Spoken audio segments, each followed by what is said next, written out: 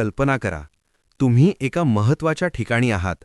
अचानक कुणीतरी तुमचा अपमान करतं, तुम्हाला खोटे ठरवण्याचा प्रयत्न करतं.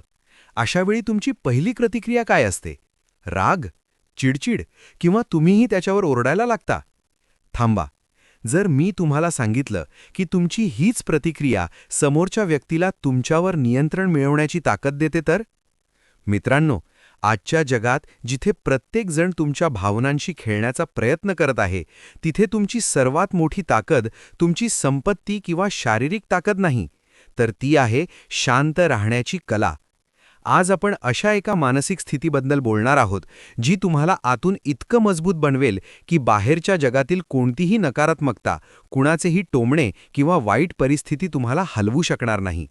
या व्हिडिओच्या शेवटी तुम्हाला समजेल की का काही लोक संकटातही हसतमुख राहतात आणि का काही लोक छोट्याशा गोष्टीने खचून जातात. आपल्या आयुष्यातील 90% तणाव हा अशा गोष्टींमुळे येतो ज्यांवर आपलं कोणतंच नियंत्रण नसतं.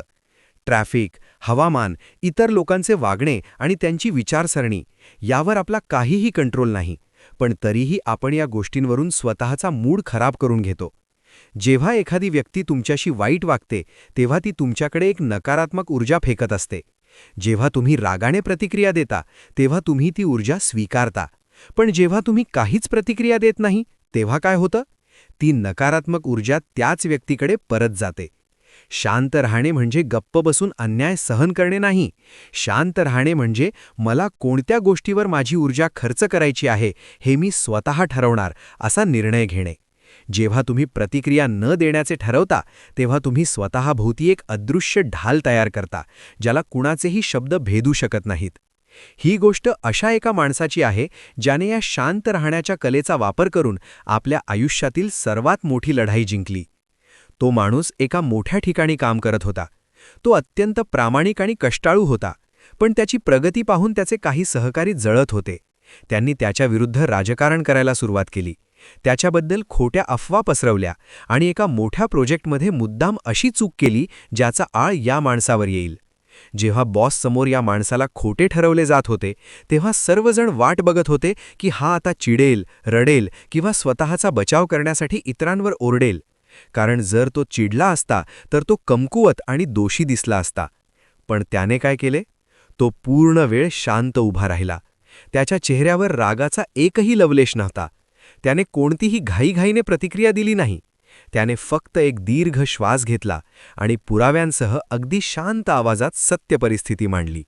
त्याच्या त्या शांतपणामुळे समोरचे लोक गोंधळले. त्यांचा डाव त्यांच्यावरच उलटला.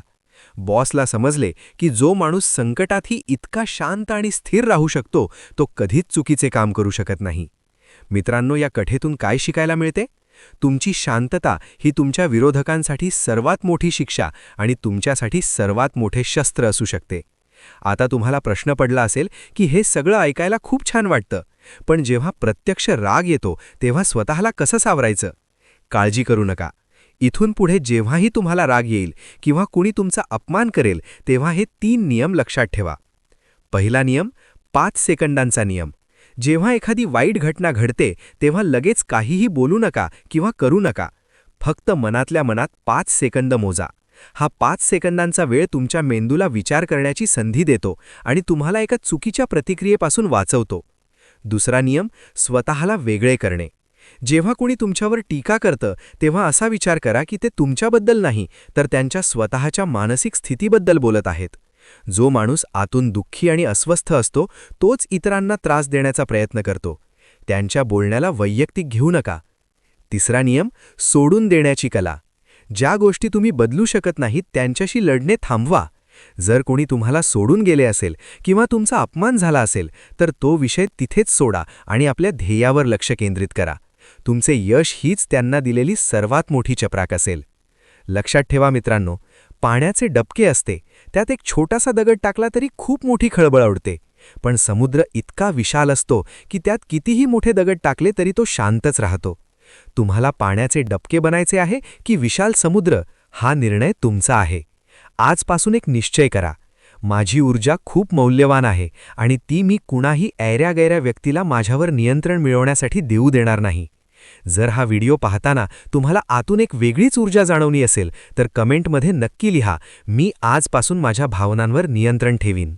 अशाच प्रेरणादायी व्हिडिओसाठी आपल्या चॅनलला सबस्क्राईब करा आणि हा व्हिडिओ तुमच्या त्या मित्रासोबत शेअर करा ज्याला या विचारांची सर्वात जास्त गरज आहे. धन्यवाद आणि नेहमी लक्षात ठेवा, शांत रहा, मजबूत बना.